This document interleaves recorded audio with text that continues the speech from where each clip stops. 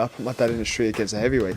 I've gone back to the dad, I've punched him a few more times. 5 blokes outside my front door, can you come and help One me? hell of a fucking story, so stay tuned.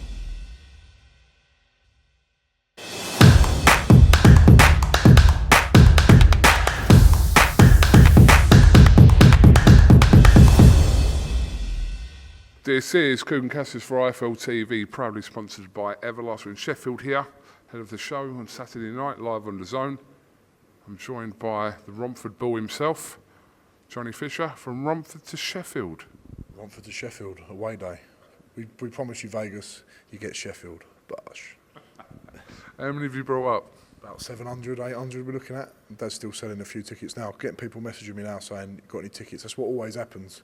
Like, on the week of the fight, I know it's different because we're up north, but people say, you got any tickets? And this is where Big John has to turn the heat up, you know. Do you feel like under more pressure because of that support base you have and those people that are constantly kind of buying tickets and kind of very active on that kind of social side, but does that add more pressure to what you ultimately do in the ring? Yeah, there is more pressure. You can try and sit here and say, yeah, there's not more pressure, but there is, because there's more people watching.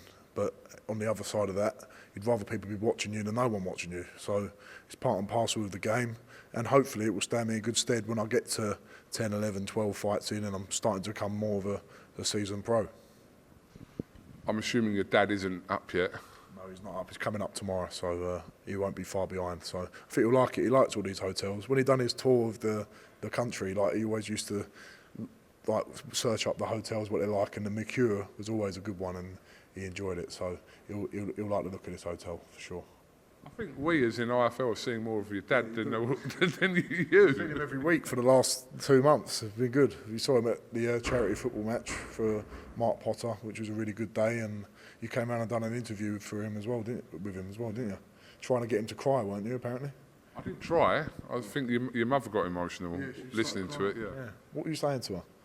Do you know what? I've got to watch it back. I wasn't saying anything to her. She was listening in on the podcast we were doing. So do I have to apologise to you over their interview? No, of course not. Their interview? No. Their interview, I haven't even watched it. I don't even want to watch it because it just makes me embarrassed. Don't even want to think about it. So thanks for doing that.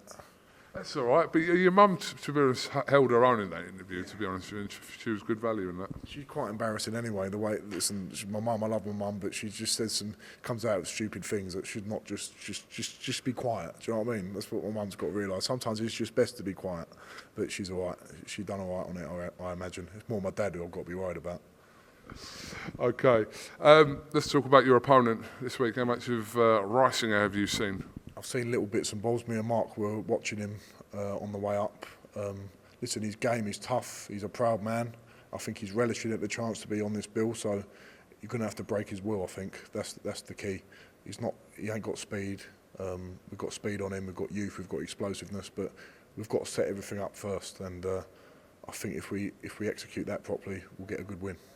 It seems like you have kind of up top trimmed up quite a bit. Everyone says that, but my weight's actually better than what it's ever been. Maybe that's just the effect of the training. Always get people. Some people say, like, one week someone will say, "Oh, you're looking bigger. You're looking more pumped up," and another week someone will say, "Oh, you've lost weight." I just think it really depends on what sort of t-shirt I'm wearing. I honestly do think that. This is a tight t-shirt. If I was wearing an XL or a baggy one, everyone would be saying I look beefy. But it just depends on what I'm wearing, I think. Honestly do. From what you've, all the small snippets you've seen of your opponent this week, do you think that it's the right fight to give you that kind of next progression of kind of this learning period for you at the moment? Yeah, listen. He's won 3, lost 1. He's never been stopped, so he's gonna be tough. He's got a kickboxing background. We've seen the way he fights, and there's some openings there that we can exploit. And listen, it's never going to be an easy thing. You're fighting on Matchroom. You're not going to get an easy night's work with these proud heavyweights who come over. So you still got to do the job, and it's going to be tough. But I'm assuming, obviously, touch wood, everything goes well for you over the weekend. At some point in the next sort of, I'd say, 6 to 12 months, you're going to get chucked in at some point, aren't you, I suppose? I suppose in the next 12 months, shall we say. I mean, there's no hurry. We've spoken about this before, but the next 12 months, you're going to kind of get that acid test as a heavyweight. Yeah, definitely. But the thing we've got to do is we've got to build a bit of momentum now where we had that time off, get a few wins under our belt, and then we'll go into it fully fledged, ready to fire. So there is no rush, as you say, but them tests will come because in 12 months' time I'll be another 5 fights in probably. So hopefully we'll be ready. Have you done a deal with Eddie Hearn? If you win a world title to get a Rolex, you should do though. I should do, but we'll see. Baby steps. I never actually held a Rolex. This is where you're going wrong. See, this is where you should lock it in now, right? At this stage of your career. Well, he was doing this, wasn't he? It was a thing. World heavyweight champion before he was 25. If you've turned pro with him, I'm just making this up by the way. Become a world champion, like what happened with Okoli, for example, turn pro with him. But you should lock it in now and get the deal done. We'll lock it in, and we've got that in the bank then as a little investment. So Eddie, without your permission, we've locked that in. He's got to agree to it as well. Okay, Johnny, thank you very much for your time, and got the public workout later on, press conference tomorrow. Normal fight week that you're used to now anyway. We're used to it, we're getting used to it, but I've got a job to do, and it's not going to be easy, but we don't train for it to be easy, so we'll be ready. You want to shout out some of your sponsors there? Massive shout out to Mangata Pay UK, if you can see. Do you have a little pan? Yeah. These are some of my sponsors. They've been massive help with this camp, getting me up here and stuff. Been brilliant. And at Reynolds Motor Group, we've got Prosperity IFA. We've got the Warehouse Gym. Big shout out to Ollie, who's been helping me out, and VIP Security, great firm, and Raw Made Simple, local boys who have been supporting me for a very long time. So it's great to have them all on board, plus all my other sponsors. Thank you very much for talking to IFL TV, and I'm sure we'll catch up with you at some other point this week. Cheers, KUGAN. Thanks very much. I'll see you soon. My dad in the street against a heavyweight. I've gone back to the dad.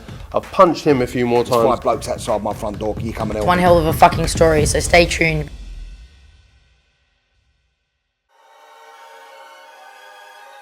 Welcome, Team Everlast, to the Team Everlast Fitness app.